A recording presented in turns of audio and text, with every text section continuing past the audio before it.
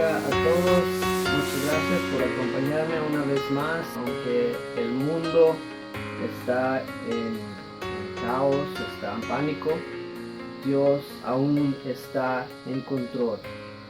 Las situaciones, las circunstancias, no importa si sean en mi vida solamente o en todo el mundo entero, no hay circunstancia, no hay situación que cambie a nuestro Dios. Nuestro Dios cambia las circunstancias. Y yo sé que hay muchas cosas que están pasando por todas partes del mundo. Es difícil de ignorarlo, es difícil de no verlo, de cerrar los ojos a lo que está pasando, porque está drásticamente afectando a todas nuestras vidas en alguna manera o en otra. Yo sé que gente ya está lista para la normalidad una vez más, esperando para que las cosas se mejoren. Pero la pregunta es, ¿cuándo se van a mejorar las cosas? ¿O si acaso se van a mejorar las cosas? Yo ciertamente espero que sí. Yo tengo 2 niños de 3 y 4 años y me rompe mi corazón para solamente pensar en la posibilidad de que ellos no puedan crecer y tener una juventud normal. Pero últimamente yo no soy el que decide esas cosas. ¿Cuándo se van a mejorar? No sé. O tal vez que se ponga un poquito peor. No estoy seguro. Nosotros no estamos en control de esas decisiones. Yo me acuerdo en el año 2000 cuando pasó todo de Y2K, que se terminara el mundo y gente afuera con unos signs diciendo el fin viene, prepárate, Jesús regresa. También me acuerdo cuando pasó todo lo de el 11 de septiembre de las torres, que la gente corría a las iglesias pensando que el mundo iba a terminar. Pero hoy vemos algo diferente. Hoy no se ve eso. Yo recibo esa paz, pero a la misma vez tengo que ponerme a pensar si el Señor está tratando de decirnos algo con esto, porque una cosa que tenemos que entender es que esta situación está afectando el mundo entero, pero de la manera que sea, nosotros confiamos en nuestro Dios, el único Dios viviente. Pero sí se puede uno preguntar, ¿podría esto ser una señal indicándonos de cosas que irán a venir? Y si ese fuera el caso, ¿qué es lo que dice la Biblia? ¿Dónde nos pone esto? ¿En qué parte del tiempo nos pone? ¿Y qué pasos podemos tomar en donde estamos nosotros? Ahora, obviamente que les puedo garantizar que yo tengo todas las respuestas para todas las preguntas, no lo puedo hacer. Pero sí he aprendido, el Señor me ha dado el privilegio de acumular sabiduría, he tomado cursos bíblicos y uno de esos se trata del fin del mundo, del end time, del tiempos del fin. Sí hay ciertas cosas que vienen a mi atención, pero mis hermanos, mis hermanas, antes de que podemos brincar a las ocurrencias que van a suceder en el futuro, que sí planeo hacer un video en el futuro tratándose un poquito más de las cosas que van a venir, acuerdo a la Biblia. Pero antes de que podamos brincar a ese futuro, necesitamos enfocarnos en el ahora, hoy. Hoy necesitamos tomar acción. Hay gente que desafortunadamente, hermanos, está enfermándose y nadie quiere eso. Eso es algo muy desagradable. Necesitamos protección. Necesitamos a alguien que nos salve de lo que está pasando. Necesitamos a un Salvador. Y ese Salvador es Cristo Jesús. Mis hermanos, yo quiero compartir un versículo con ustedes. Y ese es Segunda de Crónicas 7, el versículo 13 y 14. Quiero que noten lo que dice aquí el versículo. Dice: si yo cerrare los cielos para que no haya lluvia, y si mandare a la langosta que consuma la tierra, y si yo enviare pestilencia a mi pueblo, si se humillare mi pueblo, sobre el cual mi nombre es invocado, y oraren y buscaren mi rostro, y se convirtieren de sus malos caminos, entonces yo iré desde los cielos y perdonaré sus pecados y sanaré su tierra. Algo muy interesante aquí, que aquí nos está dando una clave para ciertas circunstancias. Habla de langostas, que de pura casualidad ahorita en partes de África están enfrentando una, podemos llamarlo una plaga de langostas, donde millones de personas son afectadas. Pero aquí también se refiere a pestilencia. Dice, si mi pueblo se humillare, sobre el cual mi nombre es invocado. Eso es algo muy importante, porque en el Antiguo Testamento, cuando el pueblo de Israel salió de Egipto, la última plaga era la muerte del hijo primogénito para todo hogar que no tuviera la sangre de un cordero sobre los postes de la puerta. Mis hermanos, mis hermanas, hoy estoy convencido que esa sangre del cordero, esa sangre es lo que necesitamos tener sobre nuestros hogares, igualmente para protección en estos días. Hermanos, yo quiero hablar sobre el tema, lo que para mí es más importante, que es la salvación. A lo mejor usted se está preguntando, ¿estoy salvo? A lo mejor en algún tiempo en su vida ha dudado su salvación. Tal vez usted ha visitado una iglesia unas cuantas veces y ha escuchado palabra, pero ¿está convencido con lo que usted tiene? Mis hermanos, yo quiero hoy hablar sobre salvación, aclarar ciertas cosas que para mí son básicas, pero muy importantes. Ciertas preguntas como, ¿cómo puedo ser salvo? ¿Y de qué estoy siendo salvo? ¿Qué me está salvando Dios? ¿De una vida mala? ¿Del diablo? ¿Del infierno? Que para explicar esto, quiero regresar al principio de la palabra de Dios, y yo quiero decirles algo que para mí es muy importante. Si quieren saber la verdad, este es el libro, la Biblia, la palabra de Dios. Les aconsejo, especialmente ahora que algunos de ustedes tienen mucho tiempo en sus manos. No sé si a lo mejor algunos no tienen trabajo ahorita, que mis hermanos, mis hermanas, estamos orando por ustedes. Acuerdo a esta palabra de Dios, en el principio es cuando empezó todo. Dios creó los cielos y la tierra, creó toda la creación. Entre la creación, Él formó el hombre. Él formó el hombre, formó a Adán, formó a su esposa Eva. Y quiero ir al libro de Génesis capítulo 2, versículo 7. Dice, entonces Jehová Dios formó al hombre del polvo de la tierra, acuérdense eso, voy a regresar a eso al ratito. Dice, y sopló en su nariz aliento de vida, y fue el hombre un ser viviente. Y yo sé hoy en día, hermanos, hermanas, gente que me está viendo, que escuchando, es tu decisión si tú vas a creer esta palabra. ¿Por qué? Porque yo entiendo que el mundo, esa es un cuento, es una fantasía. Es tu decisión si tú vas a creer. Es tu decisión, pero te aconsejo que tomes ese paso de fe. Cree en esta palabra. Este libro es el más antiguo acumulación de literatura en el mundo. En el mundo. Puedes compararlo a libros de historia mundiales. Y esto se alinea.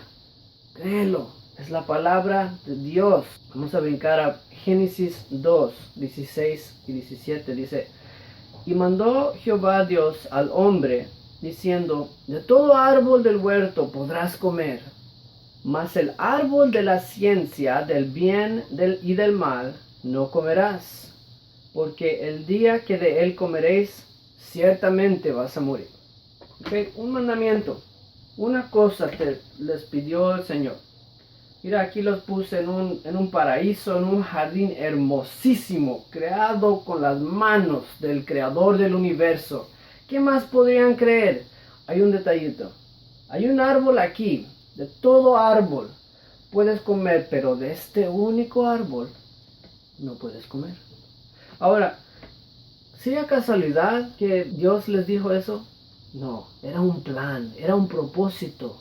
El Señor, si de veras no quería que ellos comieran de ese árbol, no lo hubiera puesto ahí. Pero era para un propósito, para su gloria. Seguimos leyendo aquí Génesis capítulo 3. Dice, Pero la serpiente era astuta, más que todos los animales del campo que Jehová Dios había hecho, la cual dijo a la mujer: ¿con que Dios os ha dicho, no comáis de todo el árbol del huerto? La mujer le respondió a la serpiente: del fruto de los árboles del huerto podemos comer, pero del fruto del árbol que está en medio del huerto, dijo Dios, no comeréis de él, ni lo tocaráis, para que no moráis, para que no te mueras. Versículo 4 dice: entonces la serpiente dijo a la mujer: no moriréis, sino que sabe Dios que el día que comas de él serán abiertos tus ojos y seréis como Dios, sabiendo el bien y el mal. Vio la mujer que el árbol era bueno para comer, que era agradable a los ojos, y el árbol codiciable para alcanzar la sabiduría, y tomó de su fruto y comió, y dio también a su marido, Adán, el cual comió así como ella. Entonces fueron abiertos los ojos de ambos, y conocieron que estaban desnudos. Entonces cosieron hojas de higuera, y se hicieron delantales. Oh, man. Aquí hemos entrado en problemas. Aquí es donde esto causó tanto problemas para toda la humanidad desde este momento. Desde este momento. Brincamos a Génesis 3 y 13. Dice: entonces Jehová Dios dijo a la mujer: ¿qué es lo que has hecho? Dijo la mujer: la serpiente me engañó y comí. De la manera que sea, de la manera engañada o no engañada, ella desobedeció un mandamiento de Dios. La desobediencia es un pecado. Ahora, porque ella ha pecado, porque Adán han pecado, ellos están sujetos a la ley del pecado. ¿Cuál ley es esa? Romanos 6 y 23 nos dice: porque la paga del pecado es muerte, mas la dádiva de Dios es vida eterna en Cristo Jesús, Cristo Señor nuestro. La paga del pecado es muerte, más específicamente, la paga del pecado es sangre, porque en la sangre está la vida. La sangre, acuérdense, la sangre igualmente como la sangre que los israelitas ponían sobre los postes de su casa. La sangre, si usted, por la razón que sea, si se le sale toda su sangre, ¿qué es lo que va a pasar? Se muere. Si se corta aquí o en un lugar donde una arteria principal, si le sale suficiente sangre, suficiente rápido y no lo reemplazan a tiempo, se van a morir. Eso es algo que ya es probado. La sangre, sin sangre no puede haber vida. Entonces, ahora que Adán y Eva han pecado, son sujetos a la ley del pecado. ¿Qué quiere decir eso? Ahora, por causa del pecado, Adán y Eva, ahora toda su descendencia es condenada a la muerte, al infierno. No importa qué tan bueno haya portadose, todos seríamos condenados al infierno al morir. Romanos 5 y 12 dice: por tanto, como el pecado entró en el mundo por un hombre, y por el pecado la muerte, así la muerte pasó a todos los hombres, por cuanto todos pecaron. Y saben, por cientos de años el pueblo escogido por Dios, que viene siendo los israelitas, hasta la época de Jesús, este pueblo ofrecen sacrificios de animales donde la sangre de los animales no perdona los pecados, pero simplemente los adelanta otro tiempecito. Los adelanta, y así se los pasa, se pasan por cientos de años adelantando ese pecado, hasta que habría el sacrificio perfecto, que se viene siendo nuestro Salvador, Cristo Jesús. Que esa es la razón por la cual Él es nuestro Salvador, mi Salvador personal, porque Jesús es el que dio su vida por mí. Ahora, cuando nació Jesús, Dios mismo se formó un cuerpo humano para que Él pueda estar entre la tierra, entre los hombres, para experimentar ¿Qué tanto es esto? Quería ver por sí mismo, nacer en un lugar horrible, para mí apestoso, un barn. Pero eso es lo que el Señor decidió. ¿Para qué? Imagínense si hubiera nacido en un palacio. Nosotros tendríamos la excusa, yo no puedo ser como Jesús porque yo no nací en un palacio. Pero Él lo hizo por amor a nosotros. Se formó un cuerpo para el último propósito de pagar el último precio de sangre requerida para romper la maldición del pecado. Jesús vivió en esta tierra por 32 años, experimentando todo lo que un ser humano experimenta. Experimentó la hambre, sed, dolor, tristeza, rechazo, traición, todo sin haber pecado, sin mancha. Ese era el requisito para el sacrificio perfecto. Últimamente, como ustedes saben, Jesús fue asesinado porque la gente lo acusaba que él pensaba que él es Dios. Qué tonto, ¿verdad? Pues sí era. Y aún es. Como ustedes saben, el método de muerte que le designaron fue la tortura de crucifixión. Fue maltratado, fue golpeado, fue escupido, fue clavado a una cruz. Y fue en ese lugar, en el Calvario, donde su sangre cayó a la tierra. Y en ese momento, en ese proceso, cuando la última gota de sangre salió, cuando su vida salió, es cuando esa maldición del pecado fue rota. Él lo hizo por amor. Y ahora no tenemos que ir al infierno, sino que hay una salida. Y esto es de lo que Él nos ha salvado, de lo que Él está dispuesto a salvarte. Es una parte muy increíble que Jesús dio su vida por mí y por ti.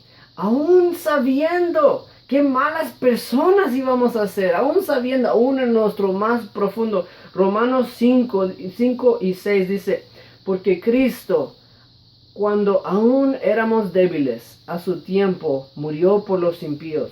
Ciertamente, apenas morirá alguno por un justo. Con todo, pudiera ser que alguno os hará morir por el bueno. Mas Dios muestra su amor para con nosotros en que siendo aún pecadores, Cristo murió por nosotros. Pues mucho más, estando ya justificados en su sangre, por él seremos salvos de la ira. Como ustedes saben, Jesús murió en esa cruz y después fue llevado a una tumba donde su cuerpo se quedó por 3 días. Al tercer día salió de la tumba con vida una vez más. Y después de eso él estuvo en la tierra por 40 días apareciéndose a sus discípulos durante esos 40 días. Después de eso fue levantado en el cielo, se desapareció entre las nubes y nos prometió que de igual manera él regresaría. Igual manera eso regresaría. Ahora, algo poquito aislándome para un lado. Acuérdense eso. Uno no sabe el hora y el día. Va a llegar un anticristo, un hombre que va a declarar que él es Dios. Si no viene, si no lo vemos venir por las nubes, no es Dios. No lo confíen. La palabra de Dios nos dice que Él va a decepcionar a muchos. Va a ser alguien de influencia increíble. Pero acuérdense, nuestro Dios, de la misma manera que Él se fue, misma manera que Él va a regresar. Continuando aquí, vamos a ir a Juan, capítulo 20, versículo 24. Hay algo que para mí es muy interesante. Aquí Jesús ya ha sido crucificado, ya se resucitó. Es durante el tiempo que él, durante los 40 días que se está apareciendo a sus discípulos. Uno de sus discípulos, Tomás, que él no ha visto a Jesús, y los demás le dicen, sí está vivo. Y él dice, yo no voy a creer. Bueno, aquí les leo. Juan 20 y 24 dice, pero Tomás, uno de los 12, llamado Dídimo, no estaba con ellos cuando Jesús vino. Le dijeron pues los otros discípulos, al Señor hemos visto. Él les dijo, si yo no veo en sus manos la señal de los clavos y meto en mi dedo en el lugar de los clavos y metiere mi mano en su costado, no creeré. Wow. 8 días después estaban otra vez sus discípulos dentro y con ellos Tomás. Luego Jesús, estando las puertas cerradas, y se puso en medio y les dijo, paz a vosotros. Luego le dijo Jesús a Tomás, pon aquí tu dedo, mira mis manos, acerca tu mano y métela en mi costado, y no seas incrédulo, sino creyente. Entonces Tomás respondió y le dijo, Señor mío y Dios mío. Jesús le dijo, porque me has visto, Tomás, creíste. Bienaventurados los que no vieron y creyeron. Es un pasaje, tiene muchas cosas que podemos tomar ahí. Aquí una de las cosas, detalle que reconociendo esto, Tomás reconoció que Jesús es mi Dios. Que no solamente es mi Salvador, pero podemos ver a Él, nuestro Dios. Pero el detalle a cual quería llamar su atención es que Jesús aquí está demostrándole a Tomás y a los demás discípulos que aún tenía las heridas de la crucifixión, los hoyos en sus manos, en sus pies, en el lado de él, el hoyo en su costado, pero algo que ya no había ahí, sangre. Ya no tenía sangre, ya no estaba escurriendo, imagínense, pasando por, no sería difícil encontrar a Jesús si tuviera sangre, nomás sigue uno el caminito de sangre, pero ya no tenía esa sangre. ¿Por qué? Esa sangre se tuvo que quedar ahí, porque esa sangre era el pago del pecado, de esa ley. Fue esa sangre, su vida ahí, que rompió esa maldición del pecado. Ahora, a través de nuestro Dios Jesús, una puerta ha sido abierta para darnos una oportunidad de ir al cielo y no ser condenados al infierno. La pregunta ahora es, ¿qué instrucciones nos da la Biblia para recibir esta salvación? Porque es bueno que yo fácilmente les puedo decir, cree. Nomás cree en Jesús, cree en el nombre de Jesús, es todo lo que tiene que hacer. Estás creyendo en mis palabras, no estás creyendo en la palabra. Vamos a ver qué es lo que dice esta palabra tratándose de nuestra salvación. De casualidad, esta misma pregunta le preguntó a alguien, a Jesús. Podemos verlo en Juan capítulo 3, empezando en versículo 1, dice, había un hombre de los fariseos que se llamaba Nicodemo, un principal entre los judíos.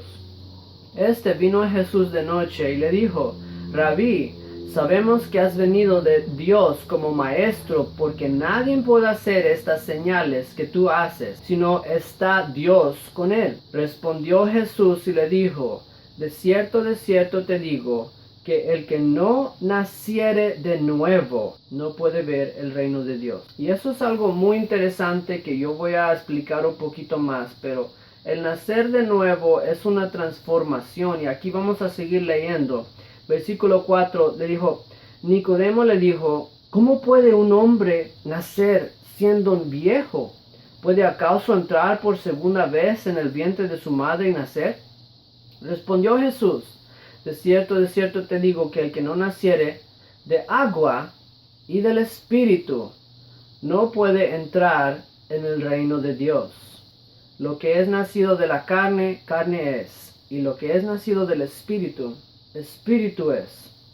Ahora, Jesús aún no había muerto y resucitado, entonces a lo mejor esto fue difícil de entender para Nicodemo. Pero vamos al libro de los Hechos. Después de la resurrección de Jesús, después de los 40 días que estuvo con sus discípulos, Jesús ya no estaba con ellos en persona, pero sí en espíritu. Y hizo su presencia muy recalcada cuando ellos pudieron sentir y recibir su Espíritu Santo. Hechos 2:1 dice, cuando llegó el día de Pentecostés, estaban todos unánimes juntos, y de repente vino del cielo un estruendo como de un viento recio que soplaba, el cual llenó toda la casa donde estaban sentados. Y se les aparecieron lenguas repartidas como de fuego, asentándose sobre cada uno de ellos. Y fueron todos llenos del Espíritu Santo, y comenzaron a hablar en otras lenguas, según el Espíritu les daba que hablasen. Entonces ellos estaban hablando en otros lenguajes. Imagínense si de ningún lado empiezo yo a hablar en portugués o en italiano o en chino. Yo no sé cómo hablar eso, pero ellos salieron de ese edificio y ellos estaban hablando en otros lenguajes que otra gente que estaba en esa área hablaba. Entonces en lo que ellos empezaron a salir de ese edificio, la gente en esa área empezó a oírlos hablar en sus lenguajes nativos. Entramos a Hechos 2:8, dice: ¿Cómo pues les oímos nosotros hablar cada uno en nuestra lengua en la que hemos nacido? Bajando a Hechos 2:12, dice: estaban todos atónitos y perplejos, diciéndose unos a otros: ¿qué quiere decir esto? Mas otros, burlándose, decían: estos ya están llenos de mosto, están borrachos. Entonces no sabía la gente qué pensar de esto. La gente salía hablando en lenguajes y obviamente no eran de sus nacionalidades. Y unos se preguntaban qué quiere decir, otros se burlaban. Pero Pedro se levantó y le empezó a explicar lo que estaban viendo. En Hechos 2:32 dice: a este Jesús resucitó Dios, de lo cual todos nosotros somos testigos. Así que, exaltado por la diestra de Dios, y habiendo recibido del Padre la promesa del Espíritu Santo, ha derramado esto que vosotros veis y oís. Siguiendo aquí a Hechos 2:37, dice: al oír esto, se compungieron de corazón y dijeron a Pedro y a los otros apóstoles: varones, hermanos, ¿qué haremos? Esta es la parte donde ellos reaccionan y realizan. ¿Saben qué? El hombre a quien crucificamos parece que sí era Dios. Yo sé que nosotros no lo creíamos, pero pienso que la regamos. Oh, man, acabamos de matar a nuestro Dios. Aquí es donde le preguntan a Pedro: ¿qué haremos? ¿Qué podemos hacer ahora? Versículo 38 dice: Pedro les dijo: arrepentíos y bautícese cada uno de vosotros en el nombre de Jesucristo para perdón de los pecados, y recibiréis el don del Espíritu Santo, porque para vosotros es la promesa. Acuérdense, esta es una promesa, una de muchas en la Biblia, pero posiblemente la más importante. Para vosotros es la promesa, y para vuestros hijos, y para todos los que están lejos, para cuantos el Señor nuestro Dios llamare. Todos los que están lejos, eso nos incluye a nosotros, a ti y a mí. Así que el nacer de nuevo que Jesús se refería es el bautismo del agua y del Espíritu Santo. Yo quiero que entiendan algo, que el bautismo del agua, primer paso es que uno tiene que arrepentir. Eso está difícil. Tiene que verdaderamente voltearse de sus pecados y decidir: ya no voy a ir para atrás. Yo quiero una nueva vida. Yo voy a seguir a Jesús. Y tomar ese paso de bautizarse, tomar esa decisión de que yo voy a bautizarme, y ahorita voy a explicarles por qué significa el bautismo, por qué es tan importante. Pero el Espíritu Santo Dios nos da, eso viene de Dios, esa parte es la parte de Dios. Yo hago mi parte y Dios hace su parte. Solamente cree. Si de veras lo quieres, busca más. La clave, honestamente, cuando recibieron el Espíritu Santo, estaban alabando a Dios en otras lenguas. Si de veras quieres al Espíritu Santo, como lo leemos en esta palabra de Dios, haz todo lo de tu parte y alaba a Dios. Alaba a Dios con todo lo que tú tienes adentro de ti, y tú vas a ver el poder moverse en tu cuerpo. Yo lo he experimentado por mí mismo. Yo sé que es real. Quisiera decir que lo siento a todo tiempo, pero tengo que enfocarme en quién es Él, en su grandeza, en mi Dios. Siguiendo aquí, que algo muy importante es ¿por qué es necesario el bautismo? Regresamos al principio, donde fue creado del polvo de esta tierra el hombre y la mujer. Nosotros, nuestra naturaleza viene de esta tierra. Jesús rompió la ley del pecado, pero nada más porque la rompió no quiere decir automáticamente que ya podemos ir al cielo, sino que hay un proceso espiritual. En el proceso de esa ley siendo rota, tiene que haber un cambio. Nosotros, siendo descendientes de Adán, de Eva, venimos de esta tierra. La naturaleza de nosotros es de esta tierra, y aunque no lo vemos, pero sí muchas veces lo sentimos. Cuando uno es bautizado correctamente, una transformación ocurre. Yo voy a explicarle. Nuestra naturaleza humana queda en el agua y levantamos una nueva creación, algo que es capaz de entrar al cielo. Aquí quiero compartirles 2 de Corintios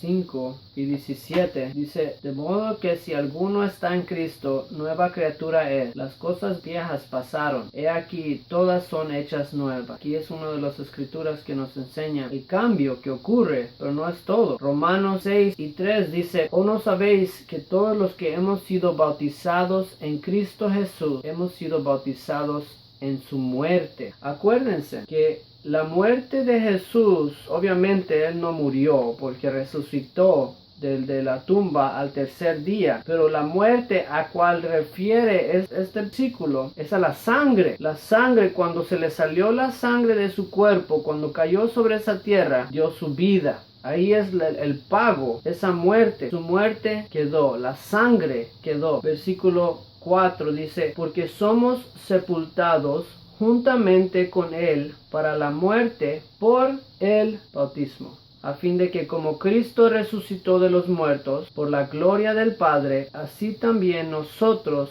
andemos en nueva vida. Aquí una vez más nos confirma que en el bautismo levantamos nueva vida, nueva creación. Una transformación que ocurre, que muchas veces no es visible por fuera, pero lo importante es el cambio, la transformación espiritual, que ahora somos una creación que es compatible con el cielo, con Jesús. Dice versículo 5: porque si fuimos plantados juntamente con Él en la semejanza de su muerte, así también lo seremos en la de su resurrección. En otras palabras, esto es lo que necesitamos para ir al cielo. Si acaso la última trompeta suena mañana, Jesús regresa, llama a su pueblo, nosotros vamos a levantar en el aire con Él, mientras que nosotros hemos hecho lo posible para cumplir nuestra parte en obediencia a su palabra. Ahora, algo muy importante que mencioné es que si alguno es bautizado correctamente, y lo que más importa en el bautismo es en cuál nombre fue bautizado. Algo que yo entiendo es que hoy en día hay muchos que bautizan en los títulos, en el Padre, el Hijo y el Espíritu Santo, pero una vez más les aconsejo que se fijen por ustedes mismos ¿qué es lo que dice este libro? Yo entiendo porque algunos tienen la impresión de bautizar en esos títulos.